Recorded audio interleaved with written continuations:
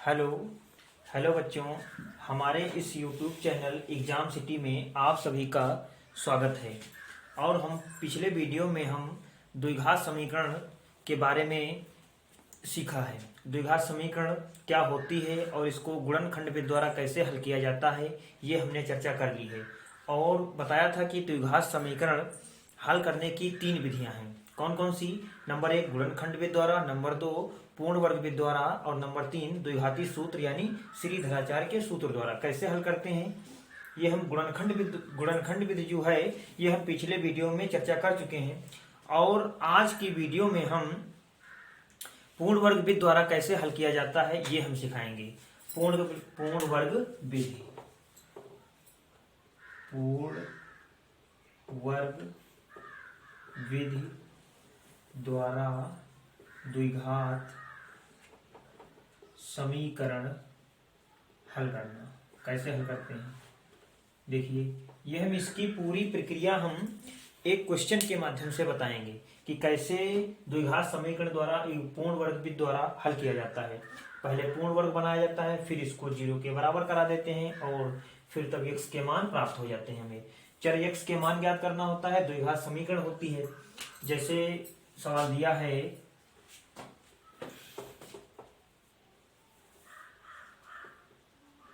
3x² - 5x + 2 = 0। इस type की द्विघात समीकरण दी रहती है और हमें कहता है कि पूर्ण वर्ग विधि द्वारा हल कीजिए। और ये बोर्ड में लगभग 4 अंकों का प्रश्न आता है, लगभग 4 अंकों का प्रश्न आता है। तो इसको हल करने के लिए देखते हैं। सबसे पहले गुणनखंड विधि में हम क्या देखते थे कि c देखते थे कितना है और c के गुणनखंड कराते थे। और पूर्ण वर्ग विधि में हम x² का गुणांक देखेंगे। x² का गुणांक जितना है उसी से पूरी समीकरण को भाग कर देते हैं, क्योंकि x² का गुणांक पूर्ण वर्ग बनाने के लिए x² का गुणांक 1 होना चाहिए। तो 1 कैसे होगा? जितना x² के गुणांक हो x² का, उसी से पूरी समीकरण को भाग कर दो। तो क्या लिखेंगे हम? 3 से दोनों पक्षों में भाग करने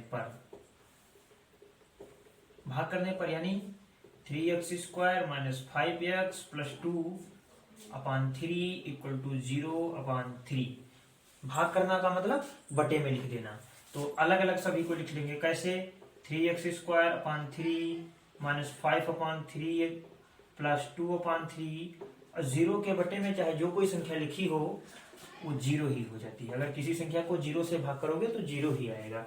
अब क्या करते हैं? 3 काट देते हैं। x² - 5/3x + 2/3 = 0। अब मेन बात अब समझना है कि क्या करना है इसमें। अब इसमें क्या करते हैं, x का गुणांक जितना है, x का गुणांक कितना है? 5/3। अब इसका आधा करते हैं। किसी भी संख्या का आधा करने के लिए, मतलब हाफ आधा करने के लिए, उसको हम 2 से भाग करते हैं। जैसे 10 का आधा करना है तो 10 में 2 से भाग कर दिया, कितना होगा? 5। तो 10 का आधा हो गया। तो इसी प्रकार से किसी भी संख्या का आधा करने के लिए यानी हाफ करने के लिए 2 से भाग करते हैं। अब जैसे बहुत बच्चों से पूछा जाता है कि 5/3 का आधा बताओ, तो उन्हें पता ही नहीं। तो कैसे करना होता है? इसी में 2 से भाग कर दीजिए, यानी बटे में 2 से गुणा कर दीजिए। यानी कितना हो जाएगा? 5/3 दूनी 6। अब जितना x का गुणांक दिया है उसका आधा निकाल लिया, और जितना आधा है उसी का वर्ग यानी 25/36। इतना ही जोड़ देना है और इतना ही घटा देना है। कितना x के गुणांक का आधा और आधे का वर्ग, पहले x का गुणांक का आधा करना है, फिर आधे का वर्ग, इतना ही जोड़ देना है और इतना ही घटा देना है। कैसे? x² - 5/3x प्लस उतना ही जोड़ देंगे और उतना ही घटा देंगे।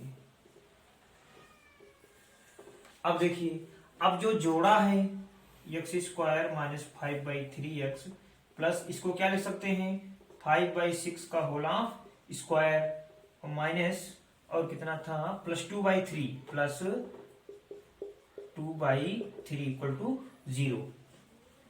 अब देखिए, अब जो ये दोनों पद हैं इनको उधर कर दीजिए। इधर जो संख्या इधर प्लस की है वो उधर माइनस की हो जाएगी, और जो प्लस की है वो माइनस की हो जाएगी। अब एक्स स्क्वायर, अब देखिए a square plus B square minus 2ab नहीं बनना है, तो a square plus B square minus 2 नहीं है, तो 2 से गुणा करा दीजिए और 2 से भाग करा दीजिए। तो a square plus B square minus 2, a की जगह कितना है एक्स और बी की जगह कितना 5/6, तो ये किसका सूत्र बनेगा ए माइनस बी की जगह पर कितना है 6, तो एक्स माइनस 5/6 का होल ऑफ स्क्वायर। अब इधर देखिए हर बराबर कर लेने हैं, इधर 36 है और 3 में 36 कितने बार में आएगा, तो 12 बार में आएगा। अब देखिए 12 12 2 बार है तो एक बार लिख लीजिए, 25 लिखा हुआ है माइनस 12 दूना 24। अब देखिए अब घटा लेना है तो ऊपर कितना बचिएगा 12 और नीचे कितना है 36, तो 36 लिख देंगे। जितना एलसीएम दोनों का होता है वही नीचे लिखना होता है, 36 है तो 36 नीचे लिख दिया। अब इधर कितना है x माइनस 5/6 का होल ऑफ स्क्वायर। अब देखिए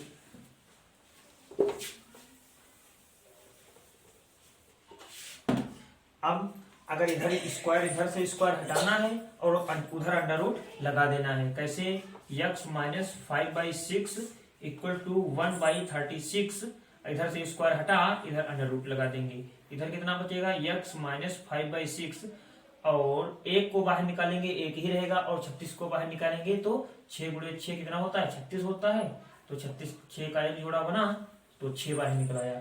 और जब कोई संख्या अंडर रूट के बाहर निकलती है तो प्लस की भी होती है और माइनस की भी होती है, तो x minus 5/6 equal two plus minus 1/6 इतना आ गया।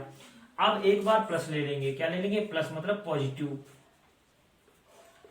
पॉजिटिव लेने पर, तो x माइनस 5/6 इक्वल टू ये दोनों का है प्लस का माइनस का, कि पॉजिटिव ले रहे हैं तो प्लस का ले लिया और प्लस का चिन्ह लगा लो चाहे ना लगा लो।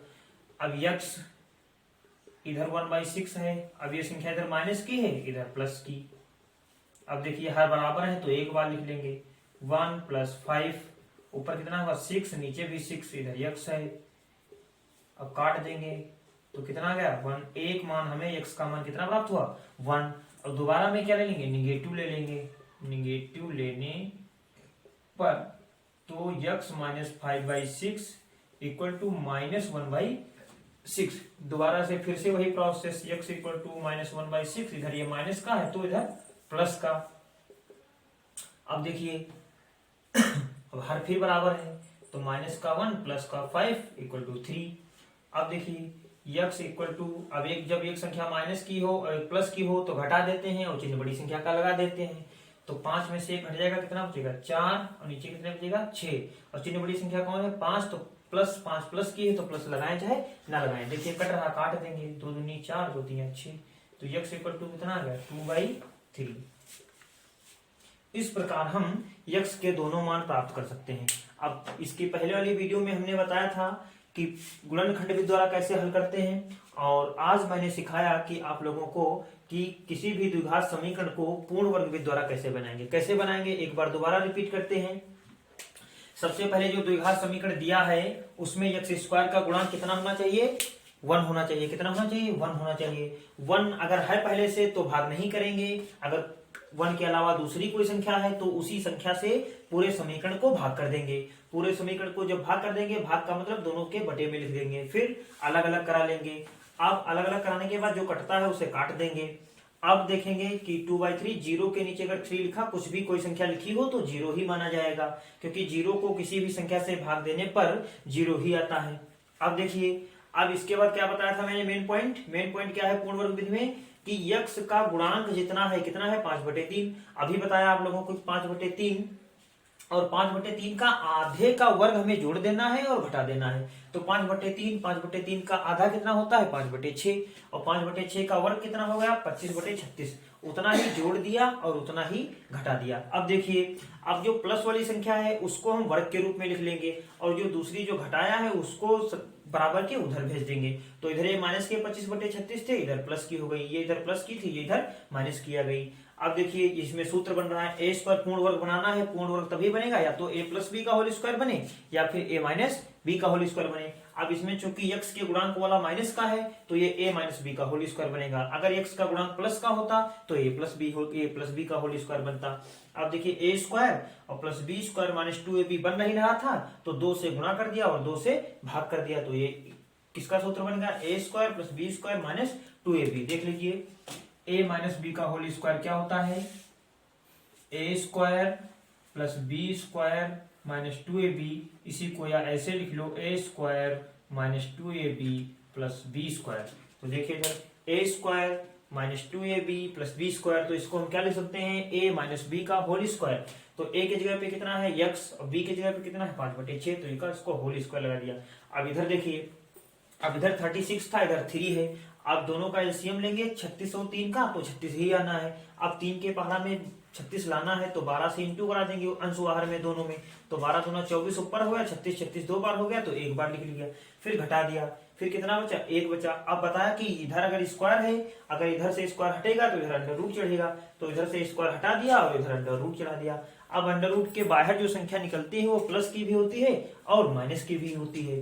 तो 1/36 था, बाहर निकला 1/6 हो गया, और एक बार प्लस की एक बार माइनस के। अब जब इतना हो जाए तो इसके बाद एक बार प्लस का ले लीजिए तो एक मान मिल जाएगा, और एक बार माइनस का ले लीजिए तो एक मान मिल जाएगा। इस प्रकार हम द्विघात समीकरण को पूर्ण वर्ग विधि द्वारा किसी भी क्वेश्चन को हल कर सकते हैं, क्यों ना वो कठिन से कठिन हो।